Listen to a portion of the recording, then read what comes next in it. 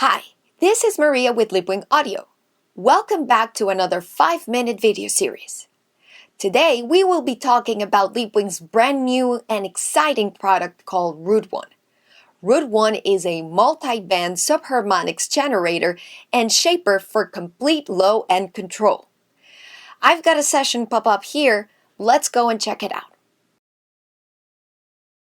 So the guys from Leapwing Audio developed this really cool algorithm that instead of just pitch shifting the signal, what it does is that it looks for the individual sound per band, then it analyzes the amplitude and the phase of each signal an octave above, and then uses that information to create a newly generated subharmonic that would be perfectly aligned in phase with your original signal.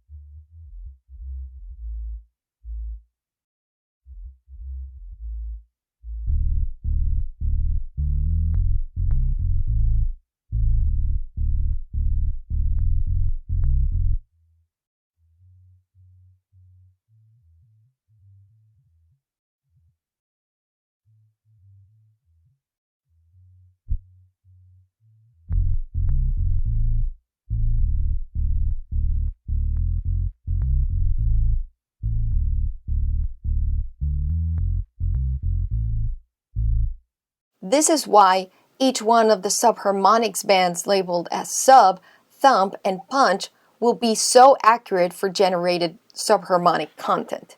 Additionally, there is a fourth fader labeled as the harmonics band. This fader is focused around the lower mid-range where you can add also saturation.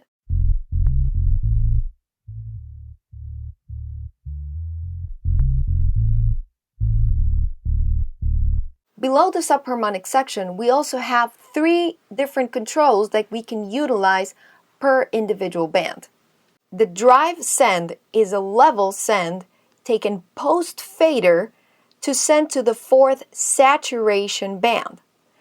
The further you push the drive, meaning the more you go towards 100, the more level of that band it sends to the saturation section. There is another control here in the saturation band that allows you to add even more saturation and distortion in this specific band. The dynamics control is based on the tracking of the original amplitude of the frequency per band and the dynamic range of the newly generated subharmonic frequency. At 100, it tracks the original envelope, and closer to 0, it will generate the new frequencies in a small and boosted dynamic range. The third control is the decay. This affects the overall amplitude envelope shape. With a short decay and transient material, the subfrequency will decay very quickly and won't stay there after the transient is passed. With a higher decay value, the new frequency energy lasts longer. Let's play a little bit with these 3 controls.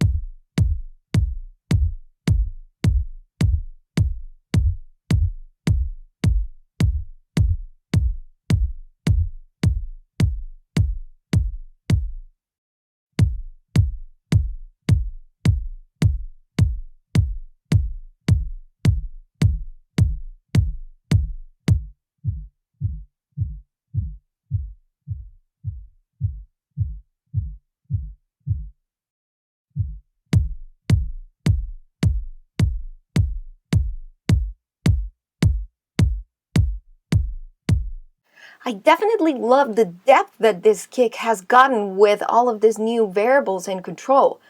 I love the way the decay on that lower sub section adds like this flappiness, is a word that I can use to define this, that creates some sort of like third layer or depth layer to the kick. It's not only the front and forward, which we can create by adding the harmonics, fader and saturate and drive, push that drive a lot. Also, you notice how on the thumb area, I pushed the dynamics all the way to 100 and added a little bit more drive. And last but not least, we have two other controls in the harmonic saturation section. The color controls varies between symmetrical and asymmetrical distortion. It is not exactly to be taken literally, but the more it goes towards zero, the control section will emulate a tape-like sound distortion, and the more you take it towards 100, it will sound like a tube distortion. And also, there is a low-pass filter on the saturation section in case you don't want the overall harmonic distortion to get in the way of your mid-range.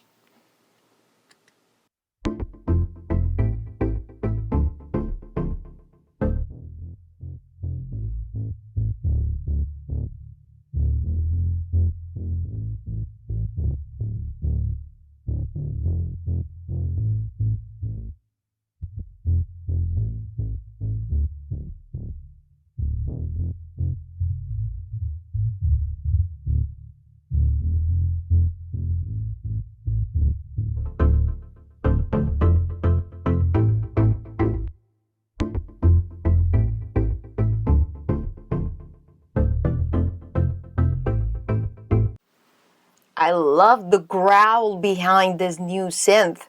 It's like it's taken a whole new dimension. And it is very clean, and you have so many options in terms of what you want to do with the saturation, how much of that drive you want to add, specifically in this punch fader that I am adding subharmonic distortion and subharmonic content. I think it's an amazing tool.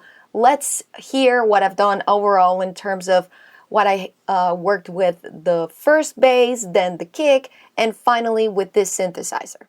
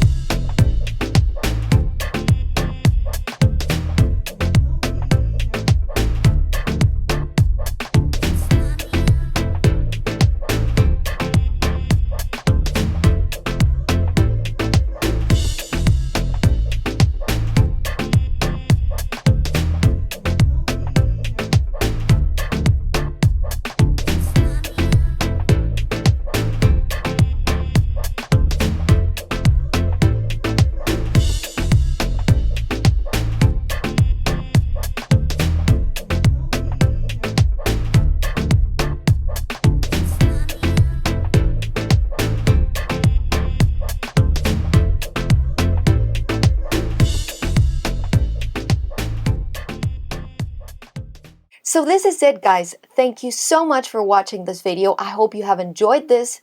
And if you want to try RootOne for yourself, go ahead and visit leapwingaudio.com and enjoy the 30-day free trial. Thank you so much for watching. We'll see you on the next one. Bye-bye.